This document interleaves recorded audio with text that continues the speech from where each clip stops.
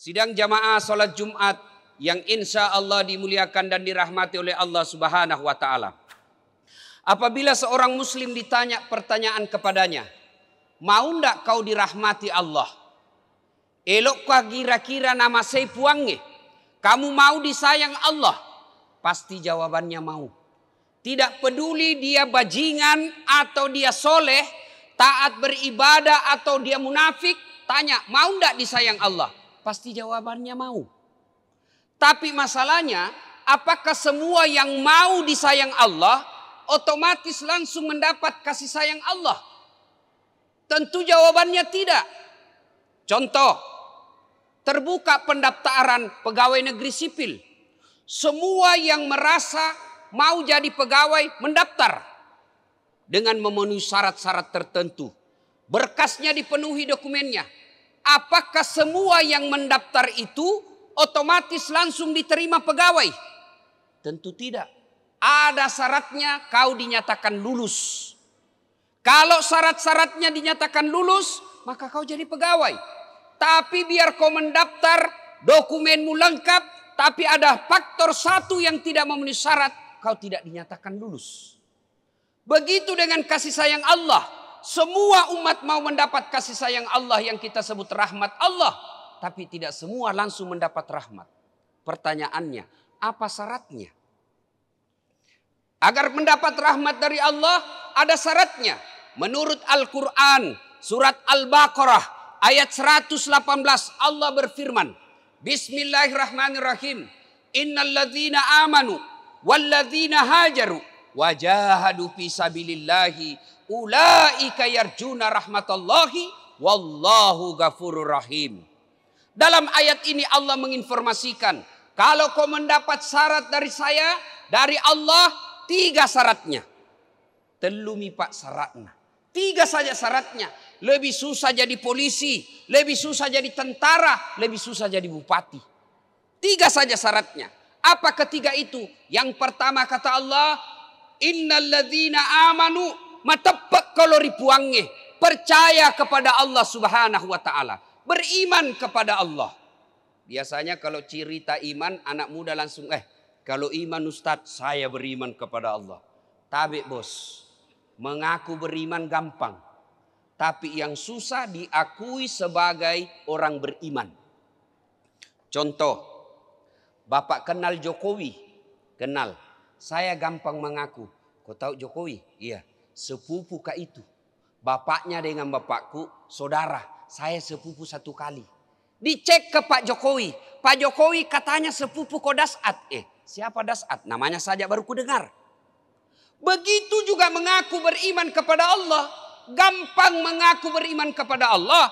Tapi yang sulit diakui oleh Allah sebagai orang beriman. Di akhirat nanti berapa banyak berkata kepada Allah, ya Allah saya beriman kepadamu. Puang, matepak kalau ridho puang. Allah berfirman, kalau kau beriman kenapa paling selalu kau terlambat salat Jumat?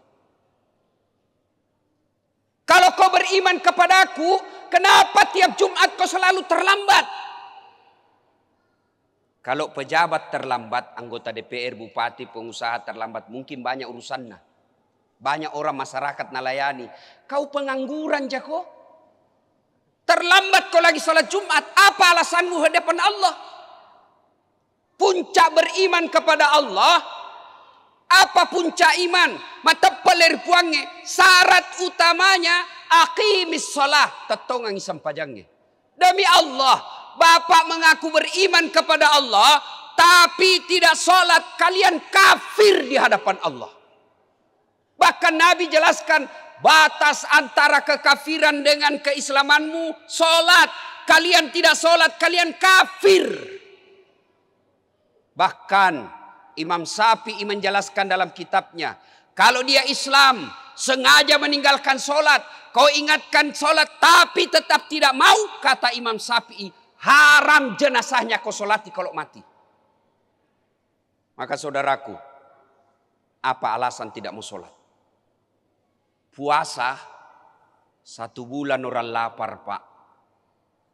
Haji perlu puluhan juta. 1 minggu 1 bulan ditinggalkan keluarga. Zakat perlu modal. Solat tidak ada susahnya solat. Saya tidak tahu bacaan solat Ustadz. Wala tai'asu min rauhillah, kata Allah. Jangan kau putus asa. Ajakmu peturen Nuh. Datang solat jamaah di Masjid Al-Falah ini. Diam kau saja imam bacanya. Wakili kau sama imam. Diam saja. Tidak ku tahu tahayat Ustadz. Tidak ku tahu baca doa ruku. Tidak saya tahu baca doa iftitah. Diam saja. Imam wakili bacaannya. Selesai. Saya tidak bisa berdiri Ustadz. Duduk. Saya sibuk Ustadz di atas pesawat. Masuk waktu 2 maghrib isya. Allah kasih keringanan. Jamak kau sholatmu. Saya perjalanan Ustadz. Dari Batu Licin ke Banjarmasin. 8 jam perjalanan. Buru-buru tidak mau singgah. Boleh jamak sholat. Duhur asar gabung. Bukan cuma digabung. Boleh diringkas. Duhur 2 asar 2 selesai. Tapi mobil tidak singgah. Sholat di atas mobil. Tidak perlu menghadap kiblat. Maka orang yang tidak sholat. Sesungguhnya buka Al-Fat ayat 29. Muhammad dan Rasulullah. Walladzina ma'ahu asiddaw walal kuffar ruhama'u bainahum tarahum ruk'an sujada. Tanda umat Muhammad. Kalau mereka merasa berislam, beriman kepada Allah, ruk'an sujada. Kamu lihat mereka ruku dan sujud. Maka saudaraku, kalau ada di antara kita, kenapa ya rumah tangga saya tidak pernah bahagia? Kenapa hidup saya sangat sulit? Kenapa masalah tidak mau berhenti dalam hidup saya? Jangan cari kambing hitam. Lebih baik periksa sholatmu. Pak, kalau orang kaya tidak sholat, pejabat tidak sholat, selebriti tidak sholat, masih ada harapan Pak. Dibilang tahu banyak uangnya. Pejabat dengan jabatannya semua orang bisa diperintah. Selebriti terkenal kemana-mana orang senang sama dia. Meskipun di akhirat nanti masuk dia sengsara. Tapi lino naruntuk nih Pak. Dunia dia sudah dapat. Tapi kalau pengangguran tomma kau tommo miskin, rumah kontrak-kontrak, kehujanan, kebanjiran, jelek mukamu, ndak ada kenal, kau ndak sembayang kau lagi. Kamu runtuh. Sholatnya cuma hari Jumat. Paling terlambat datang. Paling cepat pulang. Khotbah orang tidur. Mau masuk surga. Nenekmu punya kunci. Gimana ceritanya? Coba lihat yang selalu terlambat sholat Jumat. Hafal mukanya. Itu juga itu yang minggu lalu terlambat. Coba lihat itu mukanya yang selalu terlambat. Itu juga minggu lalu. Apa susahnya saudaraku? Kau tinggallah sejenak.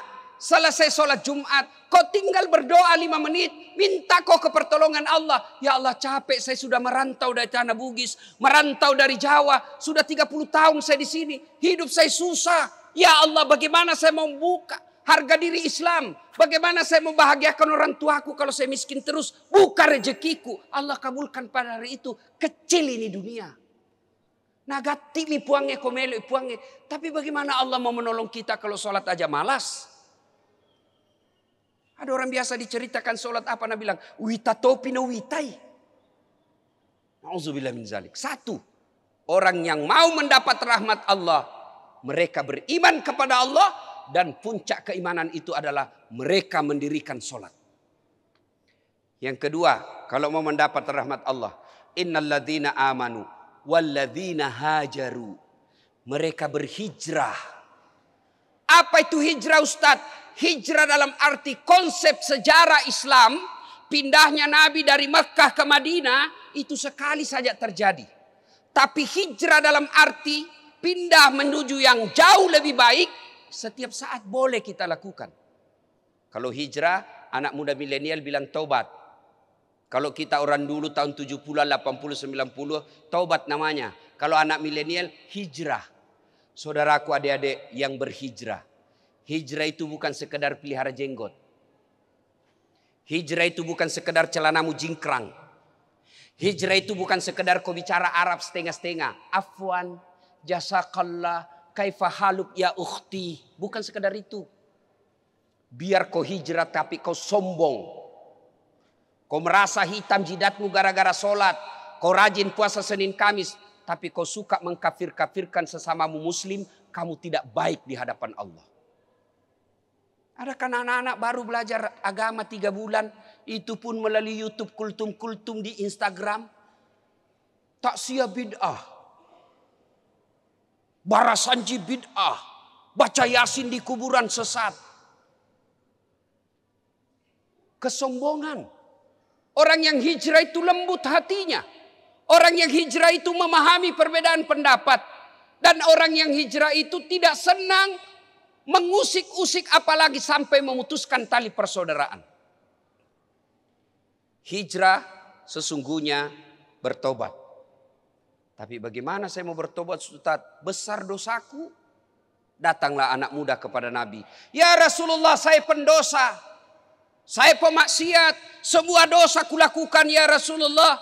Nabi bersabda, taubat kau. Tapi saya ulang lagi ya Rasul. Taubat kau lagi. Tapi ku ulang lagi ya Rasul, taubat kau lagi. Lalu anak muda berkata, kalau begitu ya Rasulullah, banyak dosaku, besar dosaku. Nabi lalu tersenyum dan bersabda, anak muda, dosamu besar, ampunan Allah jauh lebih besar. Bahkan dalam hadis Nabi katakan, kau datang membawa dosa. Dalam hadis qudsi Allah jelaskan, kau datang membawa dosa penuh langit dan penuh bumi. Jangan kau putus asa, ampunanku jauh lebih besar daripada dosamu. Siaga to ya tu dosamu, malopo papak dan pengeku. Yang jadi masalah bukan dosa. Yang jadi masalah mau ndak kita bertobat dan tinggalkan. Tobat itu bukan sekadar umur tua. Biasanya kalau kita bicara tobat, anak muda bilang tua pak, kau mau pak kau mati baru kau bertobat. Iya kalau kau sempat tua bos. Kalau nak kena kau covid serangan jantung mati mendadak ndak sempat kau tobat. Kalau kau tobat malam ini, ada jaminan diampuni tobatmu, diampuni dosamu. Kalau kau tunda-tunda tobatmu, apa kau yakin masih hidup? Tobatlah. Minta pertolongan ampun kepada Allah. Caranya apa? 1, menyesal. 2, mengakui. 3, tidak mengulang. 4, ganti kebaikan. 5, kalau berkaitan dosa sama manusia, tetanggamu, pegawaimu, bosmu, minta maaf kau sama itu orang. Kalau berkaitan dengan barang kata Allah, palisu barang natawe. Kalau bapak berdosa sama saya, minta maaf, mengakui, tidak mengulang, ganti kebaikan. Yang paling penting barangku yang kau ambil kasih kembali. Di akhirat nanti ketika ya Allah ampuni saya, maka dia puangi urus dulu dosamu sama dasat. Selesai pak kau sama itu baru kau datang sama saya. Yang ketiga, syarat mendapat rahmat dari Allah. Innal ladzina amanu wal ladzina hajaru wajahadu fisabilillah. Berjihad di jalan agama Allah. Adik-adikku yang baru belajar agama, jihad itu bukan sekedar perang. Jihad itu bukan sekedar mengangkat parang, pistol. Tidak, itu jihad zaman dulu. Waktu ada Belanda. Jihad kita sekarang apa? Pengendalian hawa nafsu. Jihad kita sekarang yang terbesar adalah mengendalikan ego dan kepentingan pribadi kita. Itulah jihad. Jihad ada 2 caranya. Amwal anfus. Harta dengan jiwa. Orang kaya, keluarga besar, pembangun masjid ini jihadnya apa? Sebingkian kau masjid, itu jihadnya. Ilmuwan, alim ulama, apa jihadnya? Sebarkan ilmu, amalkan, dakwakan ilmumu, itu jihadnya. Kalian anak muda punya tenaga, jihadmu adalah tenaga. Para bapak-bapak polisi, tentara, jihadnya adalah ciptakan keadilan dan keamanan masyarakat, itu jihadnya. Jihad tidak selalu dalam arti perang. Jihad suatu kali selesai perang Badar. Nabi lalu bersabda, baru saja kita pulang dari perang kecil akan menuju perang yang lebih besar. Sahabat kaget semua. Ya Rasulullah, masih ada ke perang yang lebih besar dari ini? Kata Nabi, ya apa itu? Pengendalian hawa nafsu. Sidang Jumat yang saya muliakan. Beriman kepada Allah. Bertaubat. Dan berjihad fisabilillah, anwal anfus, harta dengan jiwa kita. Ulaika yarjuna rahmatallahi. Itulah yang kata Allah, betul-betul aku rahmati. Dan bonusnya setelah dirahmati, aku ampuni segala dosa-dosanya. Mudah-mudahan Jumat kali ini menjadi evaluasi buat kita untuk memperbaiki iman kita, meningkatkan daya taubat kita, daya taubat kita. Kemudian melengkapinya dengan berjihad melalui kemampuan kita masing-masing. Barakallahu li wa lakum wa izaizil mu'minin. Innahu huwal ghafurur rahim.